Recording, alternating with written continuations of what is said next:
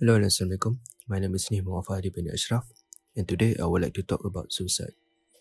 So before we start, I would like to say, if you or someone you know is feeling suicidal, help them, because suicide is not something to be taken lightly or to make fun of.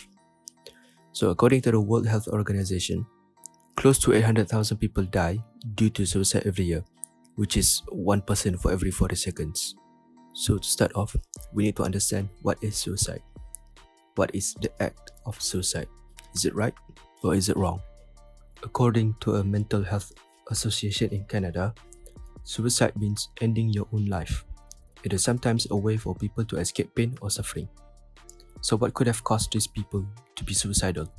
Well, some suicides are impulsive acts due to stress, such as from financial difficulties, relationship problems such as breakups or bullying.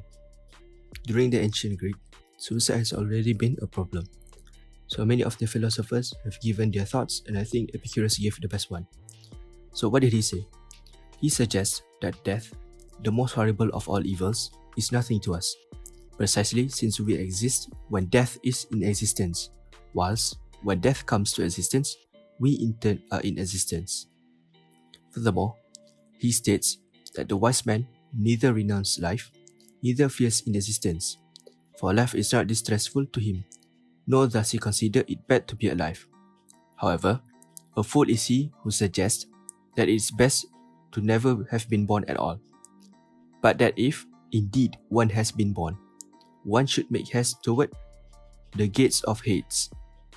If one believes such a suggestion, why does one not abandon life? So, Epicurus' sort of ideal is that human continues living because of the pleasure of life.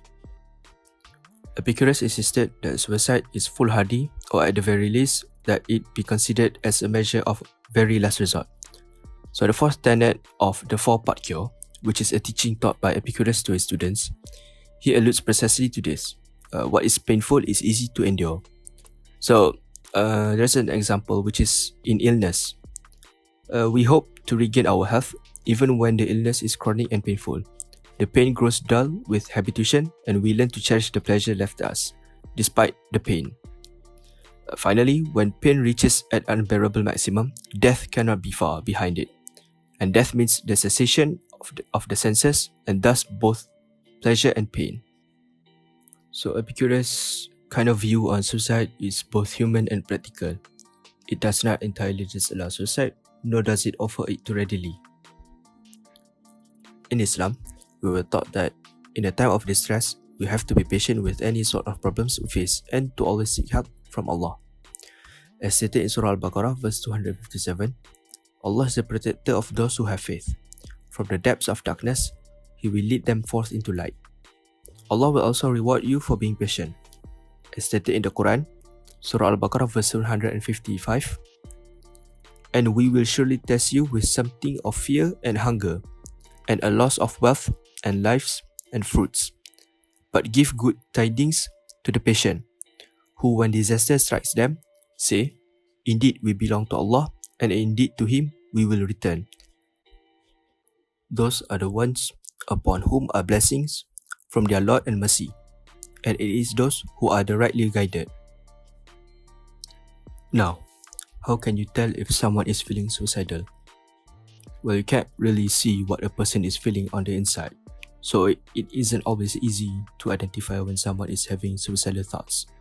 Luckily, there are some outward warning signs of someone feeling suicidal.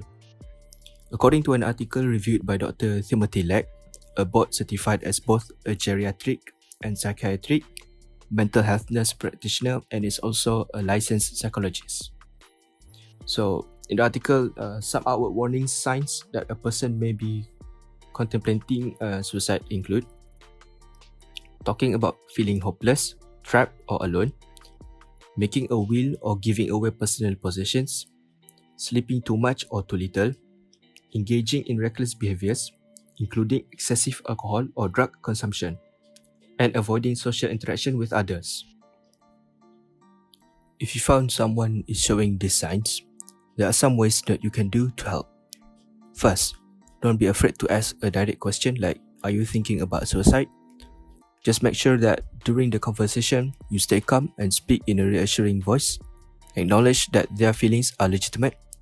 Offer support and encouragement. Tell them that help is available and that they can feel better with treatment. Just remember that during your conversation, not to shame them in order to change their mind, as it would result in more stress towards them. Listening and showing your support is the best way to help them. If you're concerned and don't know what to do, well, you can get help from a crisis or suicide prevention hotline. So, some fact before I end the video.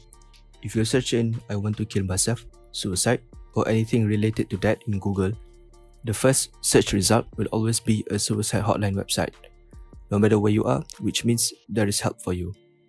So I'll put a link in the description below where you can get help. Get help if you need it. Remember, there is help for you.